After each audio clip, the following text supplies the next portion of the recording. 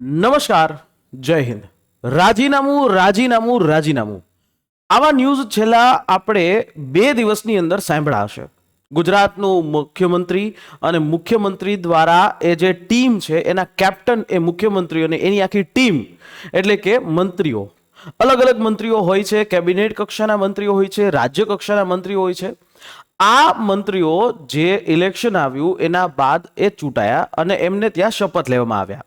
ત્યારબાદ અત્યાર સુધી આ બધા લોકો એ મંત્રીઓ હતા અને ત્યારબાદ આ દિવાળીના ધનતેરસના આગલા દિવસે આ મુખ્યમંત્રી એ તો યથાવત જ રહી છે, પરંતુ તમામ જે મંત્રીઓ છે એનું રાજીનામું આપવામાં આવે છે અને એની નવા એવા મંત્રીઓ છે લેવામાં આવે છે. હવે સૌથી પહેલો પ્રશ્ન ઊભો થાય કે બીજેપી દ્વારા આ પ્રકારનું પગલું શા માટે લેવામાં આવ્યું? મંત્રીઓ એકી સાથે રાજીનામું શું કામ આપે છે? અને મંત્રીમંડળની અંદર જે સંખ્યા છે એ સંખ્યા મુજબ એ 182 ધારાસભ્યો ટોટલ છે, એના લગભગ 27% જેવા મંત્રીઓ, 27 જેવા મંત્રીઓ એટલે કે પૂર્ણ કદનું મંત્રીમંડળ બનાવવામાં આવે છે. આજના દિવસે એટલે કે વાઘ બારસનો આ સમય છે અને લગભગ 17 તારીખ છે, ત્યાં સુધીમાં મંત્રીઓએ શપથ લઈ ચૂક્યા છે અને સીએમ સાહેબ છે એને હજુ યથાવત રાખવામાં આવ્યા છે. તમને ખ્યાલ જ હશે કે ભાજપ છે એ પોતે કંઈક નવું કરવા તરફ હંમેશા એ કરે છે અને ભાજપે આ વખતે મુખ્યમંત્રીને એઝ ઇટ ઇઝ રાખીને બધા જ એની નીચેના મંત્રીઓ છે એને બદલ્યા છે. એમાંથી કેટલાક મંત્રીઓને યથાવત રાખવામાં આવ્યા છે, જેમ કે કુંવરજીભાઈ બાવળિયા, હર્ષભાઈ સંઘવી, એવી જ રીતે ઋષિકેશભાઈ પટેલ, કનુભાઈ દેસાઈ, એવા કેટલાક મંત્રીઓ એવા છે કે જે પરફોર્મન્સ સારું કરતા હતા એવા મંત્રીઓને એ યથાવત રાખવામાં આવ્યા છે. અને એમાંય હર્ષભાઈ સંઘવી છે જેમને પ્રમોશન આપવામાં આવ્યું છે જે નાયબ મુખ્યમંત્રીનું એટલે કે ડેપ્યુટી ચીફ મિનિસ્ટર તરીકે. હર્ષભાઈ સંઘવીએ ઇતિહાસમાં એ નામ છે એ ગુંજતું કર્યું છે. ગુજરાતના સૌથી યંગેસ્ટ, સૌથી યુવાન એવા એ ડેપ્યુટી ચીફ મિનિસ્ટર તરીકે એ સેવા બજાવશે. 3 વર્ષ બાદ લગભગ એ ગુજરાતને એક ડેપ્યુટી ચીફ મિનિસ્ટર એ મળે છે. પણ હવે આ વસ્તુ છેલ્લા ઘણા સમયથી ચર્ચામાં હતી. જ્યારે એક તરફ બીજેપીના ગુજરાતના પ્રમુખ એટલે કે જગદીશ વિશ્વકર્મા સાહેબ, જગદીશ પંચાલ સાહેબ, એમને સ્થાન મળે છે, ત્યારે ગુજરાતનું ચોક્કસથી નક્કીથી મંત્રીમંડળ છે એ બદલાવવામાં આવે. કારણ કે ઘણા બધા મંત્રીઓના ભ્રષ્ટાચારોની બાબતો એ સામે આવતી હતી, જેની અંદર બચુભાઈ ખાબડ છે, બચુભાઈ ખાબડ છે, એવી જ રીતે કુબેરભાઈ ડિંડોર કે જે શિક્ષક ભરતીને બાબતે એની છબી થોડી ખરડાયેલી હતી. અને એવી રીતે ઘણા બધા એવા મંત્રીઓ હતા કે ક્યાંક ક્યાંક એના ભ્રષ્ટાચારની બાબતો ન્યૂઝ મીડિયામાં પણ આવતી હતી. પણ છેવટે સરકારે અને ખુદ બીજેપી દ્વારા નરેન્દ્રભાઈ મોદી અને અમિતભાઈ શાહ દ્વારા એક ડિસિઝન લેવામાં આવ્યો કે ગુજરાતની અંદર આખી જ વસ્તુ બદલાવી નાખીએ. ઓકે, એટલે ગુજરાતના ત્યારે એટલે કે ગઈકાલે 16 તારીખે 16 મંત્રીઓએ એક સાથે એ રાજીનામું આપે છે અને આખી એક નવી ટીમ છે એ બનાવવામાં આવે છે અને સમય નક્કી કરવામાં આવે છે. સવારના 17 તારીખે 11:30 આસપાસ એ સમય નક્કી કરી શપથ વિધિ છે એ કરવામાં આવે છે. અને અત્યારે હાલ ટોટલ 26 જેવા મંત્રીઓ છે એ અહીંયા લેવામાં આવે છે. ભૂપેન્દ્રભાઈ સહિત 26 મંત્રીઓ છે એ લેવામાં આવે છે, જેની અંદર આ વખતે એક યંગ એવો ફેસ ડેપ્યુટી ચીફ મિનિસ્ટરની અંદર હર્ષભાઈ સંઘવીને રાખવામાં આવે છે. હર્ષભાઈ સંઘવીનું પ્રમોશન થયું તો થયું શું કામ? ગૃહમંત્રી તરીકે હર્ષભાઈની જે એક લોકચાહના સમગ્ર ગુજરાતની અંદર રહી, એક કડક અને સાથે સાથે મૃદુ બંનેની છાપ હર્ષભાઈ સંઘવી છે એમના દ્વારા એ મળે છે. અને યુવાનો છે, યુવાન ચહેરો છે, એટલે યુવાનોની અંદર ચોક્કસથી એની જે ચાહના છે સુરતની મજૂરા બેઠક છે એમાં છે જ. અને આમે પોલીસ વિભાગ છે એ પોલીસ વિભાગને એ લીડ કરે છે, તો એમાં પણ એમની એક લોકચાહના સરકાર તરફથી પણ એ રહી. એ પછી ડ્રગ્સ પકડવાની બાબત હોય કે પછી કોઈ બાંગ્લાદેશીઓ છે એને અહીંયાથી એ દૂર કરવા બાબત, કે પછી XYZ કોઈ ઇલીગલ રીતે કોઈ જમીન છે એ પચાવી પાડતું હોય તો એના ઉપર લેન્ડ ગ્રેબિંગ એક્ટ લાગુ કરવા બાબત. તો આવું કામ કર્યું એટલે ચોક્કસથી પરફોર્મન્સ સારું આપ્યું એટલે એમનું આવું સરસ મજાનું એવું પરિણામ છે એ નીકળ્યું. સાથે સાથે કેબિનેટ મંત્રીની અંદર આ વખતે કનુભાઈ દેસાઈ, ઋષિકેશભાઈ પટેલ, કુંવરજીભાઈ બાવળિયા એમનો તો રાખવામાં આવે છે, પરંતુ એની સાથે સાથે નવા ચહેરાઓ છે, જેમાં સૌથી મોટો એવો ચહેરો કોંગ્રેસમાંથી ભાજપમાં આવેલા એવા અર્જુનભાઈ મોઢવાડિયા, ફરી પાછું પોતાની ઇનિંગ છે એ રિપીટ કરનારા એ જીતુભાઈ વાઘાણી ભાવનગર બેઠકથી, પ્રદ્યુમન વાંઝા જે ગીર સોમનાથ બેઠકમાંથી આવે છે, નરેશ પટેલ, રમણસિંહ સોલંકી, અને એવી રીતે રાજ્ય કક્ષાનો સ્વતંત્ર હવાલો છે પ્રફુલ પાનશેરિયા, જે આની પહેલાની બેઠકમાં પણ હતા, ઈશ્વરભાઈ પટેલ, મનીષાબેન વકીલ, અને રાજ્ય કક્ષાના મંત્રીઓ છે એ આ બધા રાખવામાં આવે છે, જેમાં પરસોત્તમભાઈ સોલંકી છે એને એઝ ઇટ ઇઝ રાખવામાં આવે છે. કોળી સમાજની અંદર પરસોત્તમભાઈ સોલંકીનું વર્ચસ્વ છે એક અલગ છે, પણ સૌથી મોટી ચર્ચા જે અત્યારે સોશિયલ મીડિયામાં થઈ એ છે રીવાબા જાડેજા. રીવાબા જાડેજા છે ક્રિકેટર રવિન્દ્ર જાડેજાના પત્ની છે અને ક્ષત્રિયાણી છે, અને માન, મોભો અને ઋતબો હંમેશા એમણે એક મહિલા તરીકે એ જાળવેલો છે. ક્યારેય પણ કોઈ પણ અણછાજતું વર્તન રીવાબાથી નથી થયું. પણ એમ કહેવાય કે દરેક લોકો સોશિયલ મીડિયાની અંદર એક વાત એ કરી રહ્યા છે કે ક્રિકેટર રવિન્દ્ર જાડેજાના કારણે એમને ધારાસભ્ય પદ મળ્યું અને હાલ એમને મંત્રી પદ છે ઓફર કરવામાં આવ્યું. બટ એ વસ્તુ અલગ છે. રીવાબા જાડેજાએ જામનગરની અંદર ઘણા બધા એવા કામો પણ કર્યા છે અને હાઈકમાન્ડ, ભાજપ હાઈકમાન્ડ દ્વારા એમના ઉપર ભરોસો છે પણ કરવામાં આવ્યો. બીજી સૌરાષ્ટ્રની એક એવી બેઠક, અને એ બેઠકની અંદર મોરબી વિધાનસભા બેઠકની અંદર કાંતિ અમૃતિયા, જે મોરો દેવા માટે પ્રસિદ્ધ છે. હમણાં જ તાજેતરમાં ગોપાલ ઇટાલિયા અને કાંતિભાઈ અમૃતિયા વચ્ચે જે રાજીનામાની જે એક રમત રમાઈ હતી, એ રમતને કારણે કાંતિભાઈનું જે છે એ પ્રમોશન એ પણ થયું. કાંતિભાઈ જે છે ધારાસભ્યમાંથી મંત્રી અને રાજ્ય કક્ષાના મંત્રી બનાવવામાં આવે છે. અમરેલી બેઠકમાંથી કૌશિક વેકરિયા છે એમને બનાવવામાં આવે છે. પાયલ ગોટી કાંડ છે એ અસર ન કર્યો અને કૌશિક વેકરિયા દ્વારા એ જે પણ વસ્તુ થઈ અને ત્યારબાદ હાલની તકે કૌશિક વેકરિયાને મંત્રી પદ છે રાજ્ય કક્ષાના મંત્રી બનાવવામાં આવે છે. એટલે સૌરાષ્ટ્રની અંદર કાંતિ અમૃતિયા, કૌશિક વેકરિયા, રીવાબા જાડેજા, પરસોત્તમભાઈ સોલંકી, અર્જુનભાઈ મોઢવાડિયા, આ બધા લોકોને મંત્રી એ બનાવવામાં આવે છે. સાથે સાથે બનાસકાંઠા અને ઉત્તર ગુજરાત અને આદિવાસી વિસ્તારનું પણ પ્રતિનિધિત્વ રાખવામાં આવે છે. આ બધી બાબતોની ચર્ચા ચાલતી હતી ત્યારે એક નામ સમગ્ર મીડિયાની અંદર કોમન હતું, જયેશભાઈ રાદડિયા.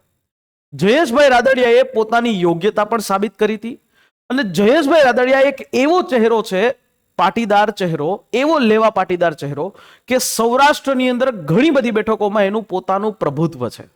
અને જયેશભાઈ રાદડિયા જે આની પહેલા પણ મંત્રીપદ તરીકે લગભગ 10 વર્ષ એ સેવા મોદી સાહેબની કેબિનેટમાં અને વિજયભાઈ રૂપાણી, આનંદીબેન પટેલ એમની કેબિનેટમાં પણ એ કરી ચૂક્યા છે. જયેશભાઈને આ વખતે એવું હતું કે કાં તો કૃષિ મંત્રાલય અથવા તો ગૃહ મંત્રાલય છે એ આપવામાં આવે, ગૃહમંત્રી તરીકેનું પદ છે એ આપવામાં આવે, પરંતુ હાલની તકે જયેશભાઈને આ સ્થાન મળ્યું નથી. પણ હંમેશા તમને ખ્યાલ હશે કે કોઈ પણ મંત્રીઓ છે, મંત્રી પદ છે, સરકાર એ કાસ્ટ સિસ્ટમને ધ્યાનમાં રાખીને બનાવતી હોય છે, જેમાં 7 પાટીદાર, આ નવા આખું જે મંત્રીમંડળ બન્યું એમાં 7 એવા પાટીદાર મંત્રી, 8 ઓબીસી મંત્રી, 2 ક્ષત્રિય મંત્રી, એસટીના 4, એસસીના 3 અને અન્ય જે છે જનરલ વાળા 2. એટલે અલગ અલગ ઝોન વાઇઝ જે છે એ મંત્રી આપવામાં આવે છે. તમને આ ઝોનની અંદર ખબર પડવામાં આવશે કે સૌરાષ્ટ્રની અંદર હાલ આમ આદમી પાર્ટીનું જોર જે ગોપાલ ઇટાલિયાની જે બેઠક થઈ વિસાવદરથી એના બાદ વધ્યું છે. અને દરેક લોકો એવું કહે છે કે જો કામ ન થાય તો વિસાવદર વાળી કરશું. આવનારું જે મંત્રીમંડળ છે એમને આવનારા સમયમાં, હવે નેક્સ્ટ ચૂંટણી છે 2027માં, તો હાલ 2025 લગભગ 2.5 વર્ષ જેવો સમય એમને મળશે અને લગભગ 2.5 વર્ષ જેવા સમયની અંદર એ કામ કરી શકે છે. 2.5 વર્ષથી ઓછો સમય મળશે પણ કામ કરી શકે છે. સૌરાષ્ટ્ર અને કચ્છ ઝોનની અંદર 9 મંત્રીઓ છે, એટલે ચોક્કસથી સૌરાષ્ટ્રને ઉપર ફોકસ કર્યું છે કે ત્યાં જે ગાબડું પડે છે એ ગાબડાને આપણે પૂરવામાં આવે. પણ ખેર, દેશની અંદર વાત કરીએ તો અત્યારે સૌથી વધારે ટ્વિટર હોય, એક્સ પ્લેટફોર્મ હોય કે કોઈ પણ પ્લેટફોર્મ, એમાં સૌથી વધારે ચર્ચા તો રીવાબા જાડેજાની જ છે. રીવાબા જાડેજા છે એમનો એક નાનકડો પરિચય આપું. રીવાબા એટલે કે એક યુપીએસસી આસ્પિરન્ટ પણ હતા. લગ્ન પહેલા યુપીએસસીનું એક્ઝામ આપવા માટે એક મહેનત કરી રહ્યા હતા. રવિન્દ્ર જાડેજા, ક્રિકેટર રવિન્દ્ર જાડેજા, એમની સાથે લગ્ન થાય છે અને લગ્ન થયા બાદ રીવાબા જાડેજા ગૃહિણી તરીકે એ કામ કરે છે અને સાથે સાથે રીવાબા જાડેજાને ભાજપ તરફથી જામનગર બેઠક ઉપરથી ટિકિટ આપવામાં આવે છે. થોડા સમય બાદ એટલે લગભગ 2-2.5 વર્ષના બાદ રીવાબા જાડેજાને મંત્રી પદ છે આપવામાં આવે છે અને દેશના અત્યારે ગુજરાતના એ સૌથી યુવાન મંત્રી તરીકેનું બિરુદ એ અત્યારે ધરાવશે. આ કેબિનેટની અંદર આ જે કેબિનેટ છે એની અંદર સૌથી વધારે ઉંમરના મંત્રી નાણામંત્રી તરીકે સેવા બજાવી ચૂકેલા એ કનુભાઈ દેસાઈ છે અને સૌથી વધારે સંપત્તિ ધરાવતા મંત્રીની અંદર પણ રીવાબા જાડેજા છે, કારણ કે ક્રિકેટર છે રવિન્દ્ર જાડેજા, એમના પત્ની પણ છે અને સાથે સાથે પોતે પણ ગર્ભ શ્રીમંત જે છે પરિવારમાંથી આવે છે. પણ સૌથી વધારે જો ચર્ચા થતી હોય હંમેશા કે 8 પાસ ભણેલો ગૃહમંત્રી ગોપાલ ઇટાલિયા દ્વારા આવી ચર્ચાઓ કરવામાં આવે છે. પણ ખેર આપણા દેશની અંદર ક્યાંય પણ કોઈ પણ જગ્યાએ આ કોઈ વસ્તુ લખી નથી આવી કે કોઈ આટલું ભણેલા હોય તો એમને મંત્રી બનાવવા. પણ જો કે કરવાની જરૂર છે કે ભાઈ એટલીસ્ટ જો તમારે કાયદા મંત્રી બનવું છે તો કાયદાનું તમારે ભણેલું હોવું જોઈએ. જો તમારે સ્વાસ્થ્ય મંત્રી બનવું છે તો સ્વાસ્થ્યની બાબતમાં ડોક્ટરેટ જે છે કરેલું હોવું જોઈએ. એવા જે એજ્યુકેશન ક્વોલિફિકેશન છે એ ચોક્કસથી બનાવવી જોઈએ. જો કે ત્યારે એ એજ્યુકેશનનું સ્તર એટલું બધું નહોતું એટલે ત્યારે આ વસ્તુ નાખવામાં નહોતી આવી જ્યારે બંધારણ બનાવતા હતા ત્યારે. પણ અત્યારે જે છે આ વસ્તુની જરૂર ચોક્કસથી છે. પણ ખેર આ બધી વસ્તુને સાઈડમાં મૂકીએ, અનુભવને વાત જોઈએ અને લોકપ્રિયતાને જોઈએ તો અહીંયા હર્ષભાઈ સંઘવી છે, ભલે ઓછું ભણેલા છે પણ એને કામગીરી જે છે ખૂબ સારી એવી એ કરી છે જે ગૃહમંત્રી તરીકે એમનો કાર્યકાળમાં. પહેલી જ વાર જે છે ધારાસભ્ય બને છે અને પહેલી જ વાર કેબિનેટ મંત્રી બની જાય છે એવા પ્રદ્યુમન વાજા કોડીનાર બેઠક ઉપરથી. પહેલી જ વાર ધારાસભ્ય બન્યા અને કેબિનેટ મંત્રીમાં રમણભાઈ સોલંકી બોરસદથી પણ છે. અને સૌથી ઓછી સંપત્તિ છે જયરામ ગામિત પાસે છે. સૌથી વધારે ભણેલા મંત્રી તરીકે મનીષાબેન વકીલ અને સૌથી વધારે ભણેલા મંત્રી તરીકે અહીંયા એ આ ખાસ ભણેલા મંત્રી તરીકે અહીંયા જયરામ ગામિત પણ આવે છે. અને આ રીતે જે છે વસ્તુ થાય છે.